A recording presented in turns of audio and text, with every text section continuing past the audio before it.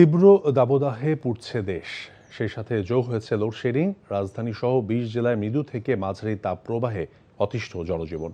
আজ দেশের সর্বোচ্চ ৩৮ ডিগ্রি সেলসিয়াস তাপমাত্রা রেকর্ড করা হয়েছে যশোরে। বিস্তারিত জীবন আহমেদের ডেস্ক রিপোর্টে।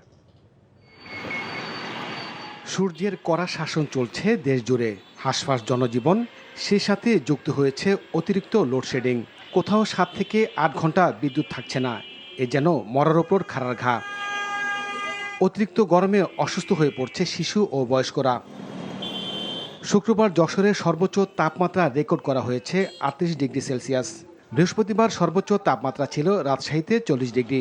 সূর্যের তাপ এতটাই যে কুষ্টিয়া রাস্তার কার্পেটিং যেন গলে যাচ্ছে। সবচেয়ে বিপাকে পড়েছেন দিনমজুর ও খেটে খাওয়া মানুষগুলো। তীব্র দাবদাহ থেকে বাঁচতে প্রয়োজন ছাড়া কেউ ঘর থেকে বের হচ্ছে না। তীব্র গরম, এই গরমের মধ্যে মানুষের চলাচল অনেক কষ্টদায়ক হয়ে যাচ্ছে, মানুষ অসুস্থ হয়ে যাচ্ছে। এই যে গরম, কাজ কাম করা যাচ্ছে না, 200 টাকা ভাড়া মারলাম, আর 200 টাকা মারতে গেলে তো আপনার বেলা শেষ হয়ে যাবে, তাহলে 400 টাকা কি হবে? অত্যন্ত গরম, গরমের কথা বলাই যাবে না, অত্যন্ত রোদ্রের তাপপ্রবাহ বেশি। গরম, কারেন্ট থাকে না, যাচ্ছে যে আধা ঘন্টা কারেন্ট যাচ্ছে, আবার আধা ঘন্টা হচ্ছে লোডশেডিং যাচ্ছে। এই অ্যাভারেজে কোনোরকম হচ্ছে মানুষ শান্তিতে অশান্তি পাচ্ছে। আবহাওয়া অধিদপ্তরের তথ্য মতে খুলনা বিভাগ এবং ঢাকা, ফরিদপুর, মাদারীপুর, রাজশাহী, সিরাজগঞ্জ, পাবনা, ফেনী, রাঙ্গামাটি, বান্দরবান ও পটুয়াখালী সহ ২০ জেলায় মৃদু থেকে মাঝারি ধরনের তাপপ্রবাহ বয়ে যাচ্ছে। জীবন আহমেদ, এনটিভি নিউজ ডেস্ক।